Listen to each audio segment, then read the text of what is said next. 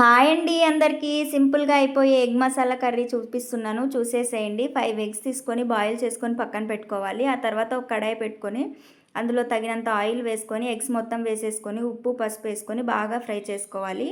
ఆ తర్వాత అదే ఆయిల్‌లోనే బిర్యానీ స్పైసెస్ మొత్తం వేసుకొని బాగా ఫ్రై అయిన తర్వాత మనం ఇందాక మిక్సీ పట్టుకున్న మసాలా పేస్ట్ టమోటా, పచ్చిమిర్చి, ఆనియను, కొద్దిగా చెక్క, లవంగము వేసుకొని మిక్సీ పట్టుకున్న పేస్ట్ కూడా వేసేసేయండి. అందులోనే కొద్దిగా ఉప్పు, పసుపు వేసుకొని బాగా ఫ్రై అయిన తర్వాత ఒక టేబుల్ స్పూన్ అల్లం పేస్ట్ కూడా వేసుకొని పచ్చివాసన పోయేదాకా ఫ్రై చేసుకోండి.